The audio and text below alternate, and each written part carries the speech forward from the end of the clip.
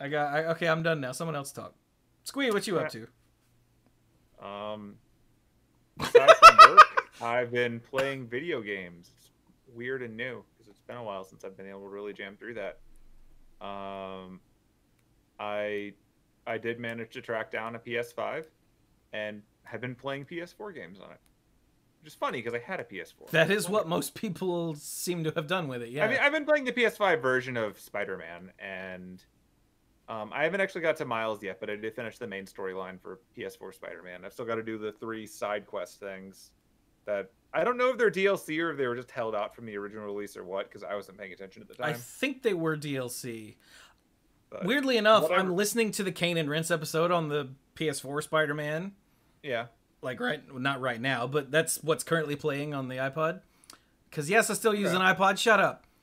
And one of the guys said I've got like a little bit left in the 3rd DLC, so I'm assuming they were actually DLCs. I mean, they're listed like that in the game. I just wasn't sure, but like I obviously enjoyed it. It's a good game. It does the thing that what's happening? I forgot that you killed us all. Discord was what the viewers see is tied to Discord, so I have to check Discord on my phone. Shenanigans. But yeah, so like the requisite thing that makes me angry whenever a great game like this or like Arkham City or so on and so forth comes out is that they've got some cool method of moving around, and it's really fun. So they have to put those Superman 64 ring side games in there to make you hate it. Like, I'm enjoying the crap out of swinging around in Spider-Man. They're like, now follow exactly this track with no mistakes if you want to get a gold. And I'm just like, you could have just let me have fun.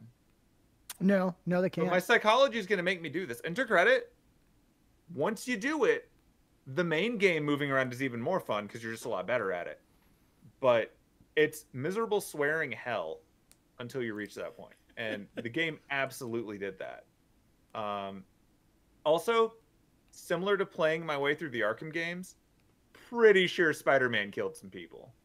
Oh, yeah. I have a lot of doubts of the idea that all those guys that I'm not getting achievements for throwing off of buildings are alive. So I have 2 comments about this. No, they all get sucked back to the side of the building and are webbed up. That's what I was going to say. And if you check after the fact... No, I do. But if you throw a man off a building and he swings into a brick wall head first, he's still going to die. Yeah, that's fair. Oh, yeah, there's that. Look, some of your punches, just the sheer velocity, man, they're dead. These guys are totally dead. How do you feel now having played that game? And I don't know if you must have gone through these missions. How do you feel about pigeons now? I got all of those in pretty quick order. I was confused by it, but I did it.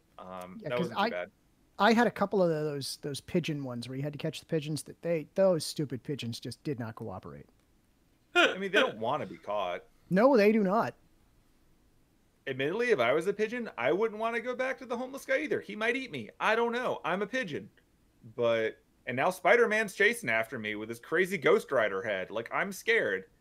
I don't know, like the side quests that I hated the most are absolutely the challenge quest where I have to swing in a certain order, or the ones where I'm chasing things. Like the pigeons, for whatever reason, weren't so bad. I think you just had to get in range and push the triangle button, so it was fine. But the ones where it's like, better chase the shocker, I'm like, this sure would make more sense if the game didn't magnetically choose which way I'm going at random intervals and make this a lot harder. Because like the game is designed for cool. Like it looks cool when you're moving. It doesn't mean you're going where you thought you were going. It just looks cool. And pretty much every time I would do the thing where you grab and you swing your way through that little triangle pillar or whatever, it's never when you want. At any point in the game, that's never what you wanted to do. It looks really cool and it reminds you of the movie. And when you do want to do it, it doesn't work at all. But yeah, I really enjoyed it. I enjoyed the like the sort of alternate timeline it takes place in. It felt like they really refined a lot of the things I like about Spider-Man for that. I didn't mind the stealth missions. I'd heard people criticizing them, but I thought they were fine. The voice acting was great. I feel like some of the plot elements in there were like, and we're setting this up for a sequel that we're not making. But maybe it'll come up in Miles. I don't know. playing that next. Clues, what was your favorite costume? Like, if it helps, just to give you a second, my favorite costume was comic book, like as in the newspaper Spider-Man. Yes, That's my favorite one. The lot. textures are different, the colors are great. Yeah, The special ability to just have like a word bubble pop up as you yell horrible things at people is exactly what I want. yeah, I'm pretty sure I used that one like a whole lot. I also liked the oh god, what is it actually called? It's like the Stark Tech costume. Yeah, the Avengers one. Yeah, that one was pretty cool too. Yeah, I changed costumes at random. I change them constantly. Yeah. I went to the Halloween party as Bagman, and people are like, "Whoa, is that costume real?" And I'm like, "Yes, it is." I do like, having never played the game, but I still like that you can change the costume and also change the costume ability.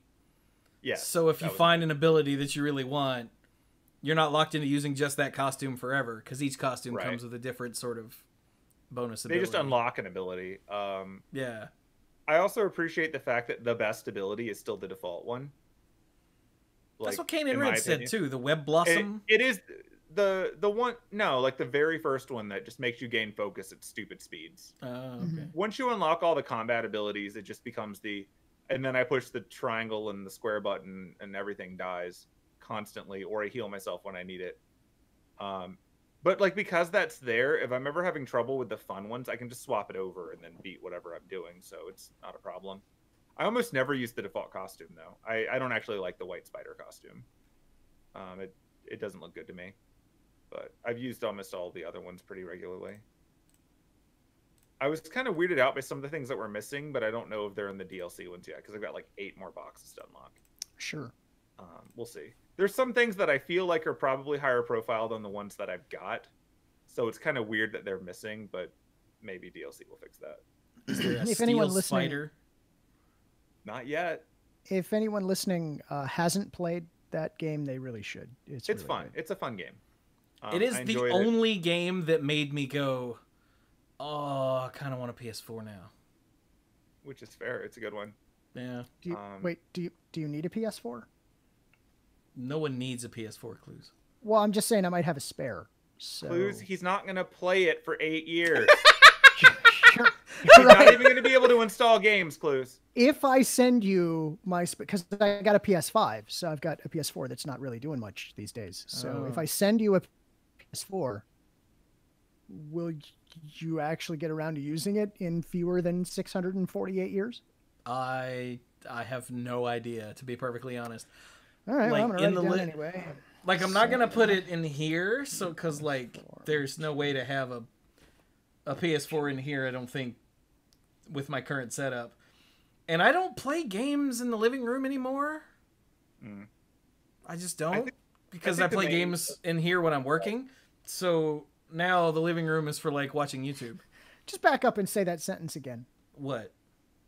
I play games in here when I'm working. Yeah, because that's part of the job. Living the dream. Games. You'd think, but well, the thing is, I play PC games when I want to play like super amazing, awesome PC games. I play console games when I don't want to have windows popping up around me with messages and all the other distractions. Like, I can unplug when I'm playing a console game. I can't do that with a PC game anymore. That's my main difference between them. So just physically being at a TV away from everything is how I actually do stuff. I mean, you could if you would turn off all the stuff that's going to pop up. And I could, but I won't. But like, you won't, yeah. I know I won't. I don't trust me for that. Like, once I finished finally making my way through Mass Effect Andromeda, I'm like, I'm going to stop on PC games until another one that I've been waiting forever comes out. I'm not grabbing anything in the meantime. Are you going to grab the Mass Effect remastered trilogy thing? No? Okay. I enjoyed all 3 of the original Mass Effect games greatly. I've never felt the need to play them again. Even prettier, even with better game effects. I'm happy. I'm satisfied with my Mass Effect adventure. And Mass Effect's going to take me like another 120 hours to play through again, and I'd rather just play other games if I'm going to do that. You know, that said, I appreciate it. It looks really pretty. I have never played Mass Effect, and I feel similarly to you. I just don't want to spend 120 hours to do so. I think if I hadn't played Mass Effect, the trilogy would be really good because it solved the biggest problem for me, which is that Mass Effect 1's gameplay is very different from 2 and 3. And in a lot of ways, it's significantly worse for me. Because Mass Effect 1 is still running on the Dragon Age engine, which was not made to be a FPS. And that clearly 2 and 3 made it abundantly clear that Mass Effect is supposed to be an RPG FPS. So going back to 1 would be really hard at this point. Also, 1 is the worst inventory system. It was third person, but like as an engine. Like it's over the shoulder. Yeah, it's third person. You're still pointing and aiming and doing all that stuff. But the thing is, in the first game, you're picking targets and it's applying pew-pews. Like you can aim, but it's not really how it's generally working. But the first game also had a whole bunch of features that didn't work. Like, here's a bunch of different ammo types that have modifiers that don't do anything, but they tell you they're doing stuff. Oh, so like the first Final Fantasy. A bit. Like, clearly the mechanics were set up for it, but they didn't do it. They didn't implement it. They launched the game instead. But like story-wise, like Mass Effect is still one of the best things, even with a bad ending. Just to clarify, Pinball, I like the first game. I just don't ever want to deal with that inventory system again. The inventory system was so bad that it was like, I'd have to do that. So now that if I ever want to play Mass Effect again, I can just buy the new one and just play that and be happy. That sounds great. Which he's also not going to do. Yeah. I liked Andromeda, so I'm already in the minority. Like, whatever. I played the first one, and about the time I finished it and was going to start Mass Effect 2 was around the time the whole brouhaha with Mass Effect 3 was happening. And I decided that I just didn't really want a part of any of that, and I just stopped. That's fair, but unfortunate. Yeah. Because 2 is definitely the best game of the trilogy. It's the Wrath of Khan of... Well, the middle thing in a trilogy has the advantage of getting all of the payoff from the first game set up and not having to deliver on the franchise. It's really hard to actually stick the landing on a multi-game franchise. Hey, Wrath of Khan, that's another piece of media that Clue sent me that I never watched. Oh, there you go. You still haven't watched Wrath of Khan? No, I've watched Wrath of Khan. I just didn't open the DVD. Because by the time that I was gonna, it was on one of the streaming services, and I went, oh, that's less hassle. I don't have to fool with the Xbox. So the important thing to understand, Clues, is that he actually watched Into Darkness and just said it was Wrath of Khan. It's the same game, right? The same movie, right? No, let's not do this again. It was Wrath of Khan when it was originally released in Japan, but when they brought it to America, it was Into Darkness. So lucky I can't kill you with my mind. Because you'll both be dead. I mean, I didn't do it. Oh God. It always tripped me out, going back to Mass Effect, how I've listened to so many podcasts that talk about Mass Effect because I didn't want to play Mass Effect, but I was fascinated by it. And no one ever talked about the gameplay. Yeah. Ever. Still a BioWare game. Other than like a little side note here or there. It was always like storylines and loyalty missions and this and that and the other. And I'm like, I don't even know what kind of game this is. Is it a visual novel? Because it could have been. No one ever talks about the gameplay. So for real, structurally, you could have made all of Mass Effect as a visual novel. You could. Absolutely. It is a series of decisions that are made throughout all of it, branching paths, a bunch of characters, things get cut out as you make choices, and it's exactly a visual novel. They just slapped an RPG inventory system and occasional pew-pews. Or a lot of pew-pews, but like the first game in particular is go on mission, pew-pew, pew-pew, make ethical choice, pew-pew some more. All right, you did it. Now let's go to the next one. Actually, no, let's stop by and talk to our squad mates and see how they feel about the ethical choice we made. Repeat. And by the later games, it's just pew-pew, pew-pew while making ethical choices in real time. So it could have been more reflexive. Rather than a visual novel, it could have been done like a Telltale game. Yes. Yeah. Absolutely. Someone needs to get on that and make it the gameplay free version. If you put it in a sufficiently low difficulty, the AI will take care of everything for you, and then it kind of is. Huh. Neat. But yeah, like you don't play Mass Effect for the gameplay, which is a weird thing to say about a video game.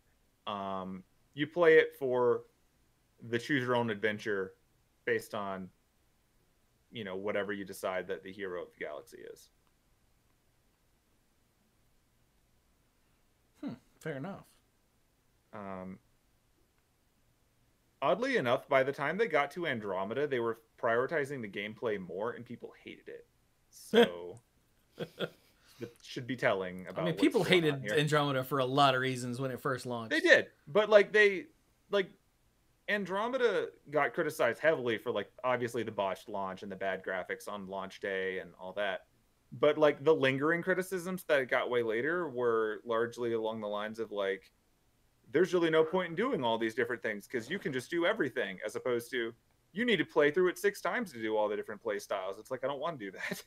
I like having them all in one character. It's more fun that way. It's not as nuanced because I'm not picking a class, but it's weird that you're playing a space game and you can't jump until Andromeda. Huh. You're just running around getting obscured by blocks in the way like it's an old Super Nintendo game. Whereas in Andromeda, you're yeah, I can jump and teleport. This is not a problem. I don't care anymore. Huh. Yeah, it must just be my preferences in gameplay then, because I've never liked third-person cover shooters. That's fair. I just haven't. Squanto tried real hard. Was it Squanto? Squanto tried real hard to get me into Gears of War. Oh, thank you for bringing that up, because I was going to mention, and Gears of War was total garbage. Yeah, it just didn't stick with me at all. I was like, this isn't fun. Yeah. But I love third-person shooters that aren't cover-based. Resident Evil 4 is still one of my favorite games ever.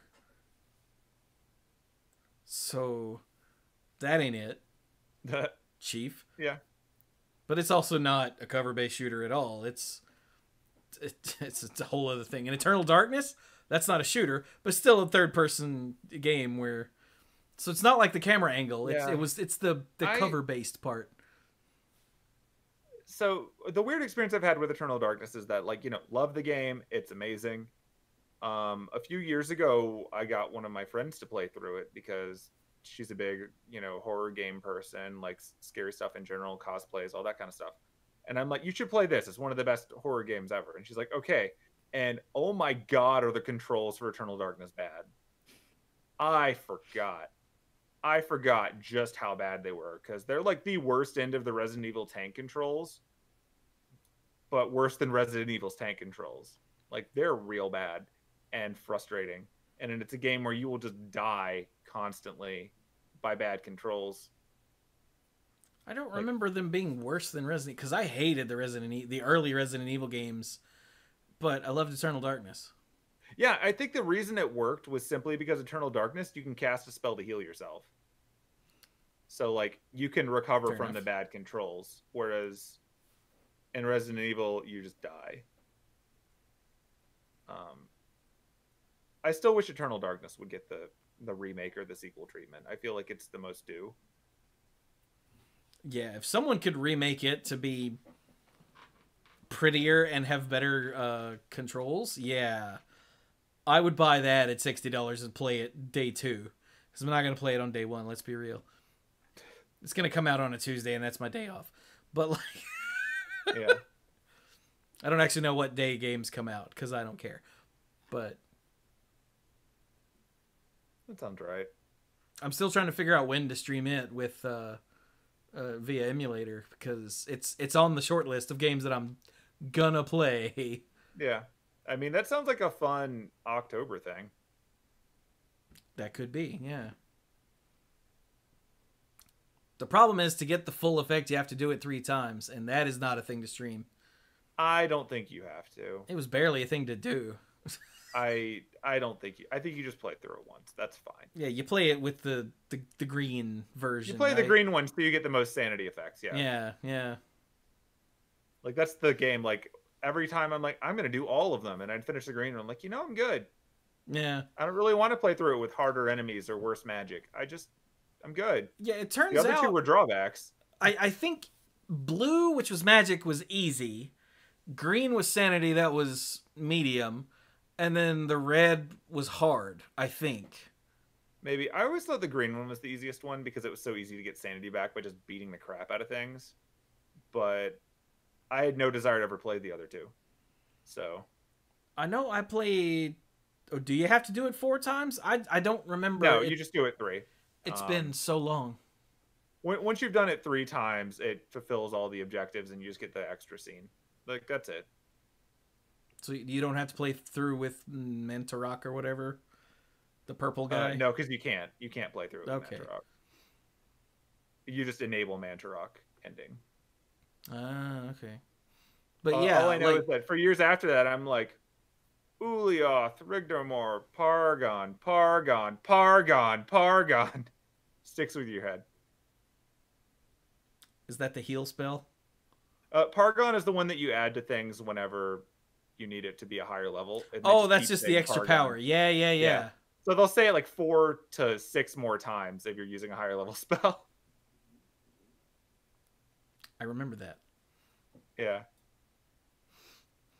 So, yeah. I don't know how we got. Yeah, you should absolutely play that in like October. It'll be fun. And just play through it once. It's fine. It's a good game. Like, it's still a good game. I enjoyed watching someone else play it, but some of the things that were really frustrating were the parts where you actually had to use guns. Like those multi-headed fiends that you have to like crossbow in the face. It turns out that's really hard to do because the controls are bad. I always enjoyed lopping limbs off. Well, yeah, I mean, that's just fun in real life. I mean, what? What? What? NSA agent that's listening to this call, that was a joke. It's how you get bones for the bone bank. Bones for the bone bank. Zing. Skulls for the skull throne. Oh, terrible. Anyway. But yeah, so to rewind a little bit, I've been having fun with Spider-Man. That's been nice. Prior to picking up a PS5 and getting through Spider-Man, I have been playing my way through Xenoblade, finally. And Xenoblade's great. Like, I just took a break on it for Spider-Man because I was at a good plot point. I'm like, this is fine. I'll pause right here. It's okay. I figure I'll play Spider-Man for a little bit, depending on how long it takes me to finish those 3 side things in Miles. That'll hopefully sync me up about with the release of the Yuffie DLC for FF7 remake. And then I'll play through that, and then I'll come back to Xenoblade. Be good times. Nice. Also, I guess I'm playing early. I'm enabling other people to play Pokemon Snap in a week. So that'll probably be a fun spectator sport. Wait, you're... What? My friend doesn't have a Switch and doesn't want to buy a Switch to play one game. So I'm like, well, if you want Pokemon Snap, you can use my Switch. I'm not using it right now. I'm playing other games. Nice. I'm not really of the generation that has infinite nostalgia for Pokemon Snap, but I definitely know people who are. I've still never played a Pokemon game, and I'm fine with that. And fair. Hiccups. Gotta avoid them all. Pretty much. Unless they're in Smash Brothers. They do tend to show up there. Oh, As does Xenoblade. There's a question for you in the chat, Squee. Okay. Short version. Xenoblade is legally distinct from Xenogears and Xenosaga, and therefore is not in the same timeline. Yep. Short version. Weirdly enough, I knew that. I think because Squee told me once. Style-wise, like aesthetically, there's a lot of Xeno going around, but it's not like Xenosaga, which was blatantly in the same timeline as Xenogears and all, but like officially. Like, this is just different. Or what I say this being like 20% of the way through the game. they could totally bamboozle me. I don't know. It's still a Xeno game. You never know what's going on until the game after the one you just played. So I'm not going to pretend that I even vaguely know what's going on. I just know I haven't been spoiled on anything, so I don't know. And he doesn't want to know. I don't want to be... Like, I've avoided spoilers on this game for more than 10 years, so I'm just enjoying it at my pace. I will say that I really enjoy the time manipulation elements, though. If I'd realized that this game was a time manipulation game, I would have actually played the copy on my Wii like 10 years ago. Maybe. Yeah. You know what was another good GameCube game? Chibi Robo? Sure, yeah. But no, I'm thinking more specifically of Timesplitters 2 and Timesplitters Future... was it Future... Perfect? Future Imperfect was a Hulk story. So yeah, Future Perfect. Days of Future Past. Yeah, I never played Timesplitters, so I believe you. They were way less serious first-person games. Okay. Like first-person shooters. Like, way less serious, but not like Duke Nukem.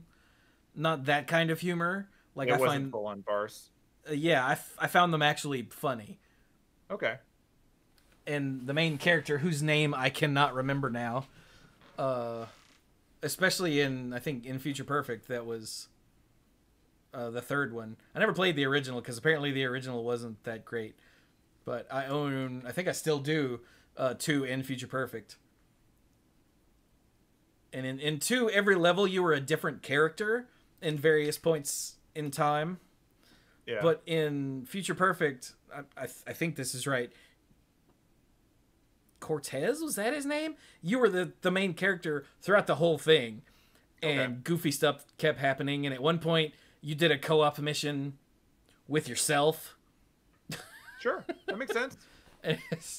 It's all very, very silly. But it knows it's silly. So, yeah, that's important. As long as it knows. Like, I like time elements in games in general because, like in Xenoblade, you collect items for quests that you haven't been given yet, and you get a flash forward vision of yourself completing the quest so you know who to bring it to. And then you do that. And they're like, hey, I really need this thing. And you're like, I know. And then you give it to them, and you don't have to go backtracking and finding the item later, which is cool. And in combat, if someone's about to get knocked out, you get a brief vision of them getting the crap kicked out of them, and you have a few seconds to do something about it. Like, they really worked the time elements into the actual gameplay, and I love it. This is me perpetually chasing the dragon that is Chrono Trigger. Which I will never catch. No. We're never getting another Chrono Trigger. It's just not happening. And if we are, it'll be another Chrono Cross instead of another Chrono Trigger. I would play that too. Fair enough. I pre-ordered Chrono Cross. I had the little clock to show for it. Good times. Wow, Chibi Robo is expensive. Good God. Well, I mean, yeah, miniaturization costs money. You're telling me I could sell my used copy of Chibi Robo for $150? I mean, I'm not going to do it, but I could. You could send it to Chewy and then let it age. But then its soul will fall off. Yeah, but it'll get older. And then, therefore, more valuable. That's how collectibles work. Also, is that a shoe callback or talking about how he's a ginger? I don't know. I'm going to go with both because Squee is that kind of guy. Yeah. I mean, complexity is a trait. And there was recently an HD version of Timesplitters hidden in the game Homefront. You are correct. Nice. Huh.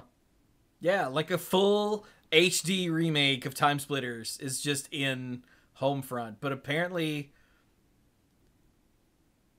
at least I think it was this Easter egg that I'm thinking of, the code to access it was lost. Okay. But that could have been another, like, full game inside of another game. Because I remember seeing multiple of these stories, like, relatively close together on Twitter. Oh, speaking of things getting remakes, maybe chat knows what's up with this. Why does Saga Frontier, of all games, get a re-release?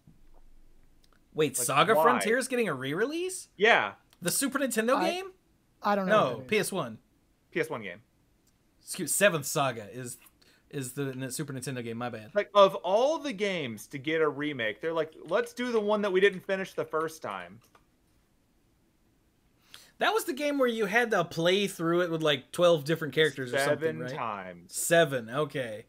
There were 7 different paths to play through, and you started over at level 1 every time, and you had to recruit your party every time, and you got different options based on which characters you were and which choices you made, and they all had their own stories. But some of them had fully developed stories with plots and things. Others have really vague stories, like you're the bard who wants to find out who he wants to be. You get a 4-room dungeon, and then you fight the final boss. That's a story. So if they're re-releasing this game with like all of the content they'd intended to put in there, maybe. But that's just not what I would have expected to do it. That's actually not a bad theory in the chat. I think Octopath did sell well, and that might just be why they're doing it, because it makes sense. I've not had any desire to play Octopath Traveler, but I've listened to the soundtrack on YouTube like 30 times. It's got a good soundtrack. It's also really pretty. Yeah. Here's what I need. I need them to give me a remaster on either the PS4 or PS5. These days, probably PS5 would be the way to go. I need a remaster of either, and I'll take either one, SSX Tricky or SSX 3. Either one would be just fine, but I need that in my life. I did not expect those 2 titles to come out of Cluz's mouth I'm sure any you way. did not.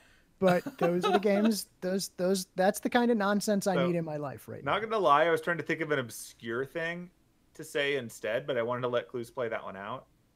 The obscure thing that I came up with was Jet Force Gemini, just for the record. I don't think that's obscure. It would be obscure if it was on the PlayStation 5. Excuse me, no, I'm thinking of Jet Set Radio would be fine. That's what I was thinking of. Yeah, Jet Set or Jet Grind Radio. Jet Grind Radio. But yeah, Jet Set Gemini, you're correct. That is obscure. You know what else? Space Channel 5. What? Space Channel 5 isn't that obscure. Isn't Maybe it? I only know about it because cosplayers. They love Space Channel 5. Or how about Project Number 7? That's another. I think it was Project Number 7. Let me see if I can find it here. There's a GameCube. Pinball, I would also probably kill for a new Wild Arms game. We get them every once in a while, but I'm not going to play a gacha game outside of the one I already play. Although I do have a really I was going to say cool Overwatch? Overwatch is not a gacha game yet. It's working on it. It's working on it. Oh, no, it. it's Project Number 3. That's what it was. Yeah. What's that? It was a GameCube game. It was complete and utter nonsense. I respect that. It was a third-person, over-the-shoulder game where you were this like sci-fi chick who danced to shoot. It didn't make any sense whatsoever. That sounds like Space You were Channel. apparently a clone? ? I don't know.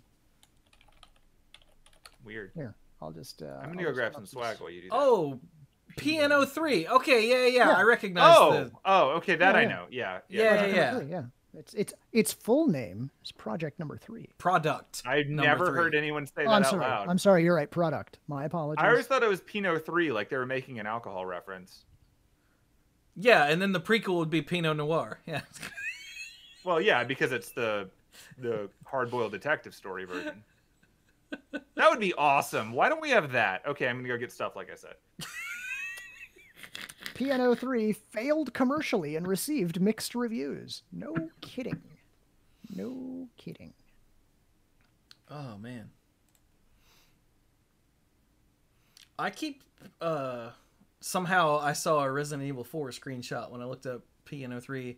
And I keep seeing people talk about... They did the Resident Evil remake, right? Which they just took the same game, made some changes, but made it prettier. Then they did eventually... the Resident Evil 2 remake, which changed it from standard Resident Evil to a third-person over-the-shoulder game. And then they did it again with Resident Evil 3 Nemesis. And I keep seeing people talking about they're going to redo Resident Evil 4. And I'm like, other than making it prettier, Resident Evil 4 is already perfect. Like, what would they do?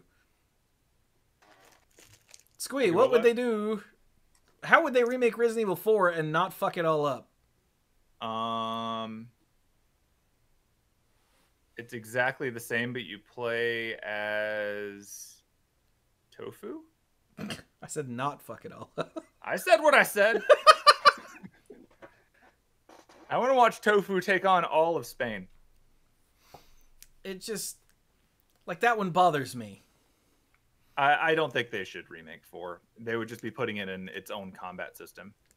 Yeah, like, there are already HD versions of it, so they don't need to remake 4. Why don't you make an 8? Oh, they're doing that. That's Village. They are. Never mind. Yeah, it's got the lady. Yeah, the lady. Everyone wants to step on them. And it would kill you. And it would kill you, yeah. Squee sent us the video where... By science. What's his name? Kyle Hill. Yeah, Kyle Hill proved that if she stepped on you with her stilettos, you would die. And I know a lot of people that are okay with that, and that scares me. Well, yeah. You knew a lot of people that were okay with that. But yeah, check it out. Check it out. I got swag, chat. Got some Wild Arms book. I was going to say, is that PNO3? No, okay. Got some Wild Arms art book. Majestic Japanese art for days. Wow. Is any of this going to get me booted off of Twitch? I hope not. I mean, it's anime, so I just had to ask. No, man, it's not anime. It's a video game. But no, like, it's actually the most legit art book I've ever gotten because it's actually nothing but art. It's not full of crazy page after page of exposition. It's just art. Oh, wow. All the way through for all 5 games. Holy crap. And it's tons of art I've never seen before, too. It's not like they just collected the official art. Like, they actually did it right. And I was super hyped when I saw that it existed and I could buy it on Amazon. That's pretty cool. It increases the likelihood that someday I will decide that I, too, can become a cowboy samurai. And now I have reference pictures.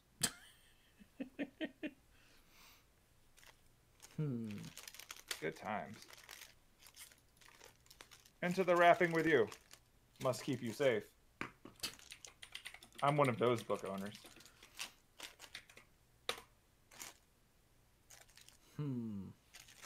Oni.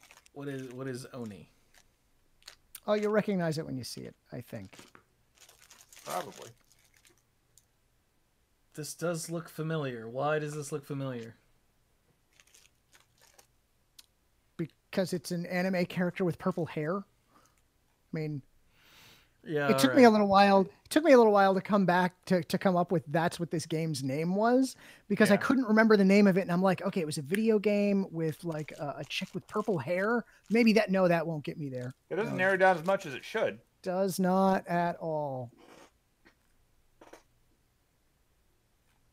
Is this based on another property? No. I don't think so. No. No, it's largely inspired. The style was largely inspired by Ghost in the Shell and Akira. Well, no kidding. As was every other cyberpunk everything. Right? Yep. Huh. Okay.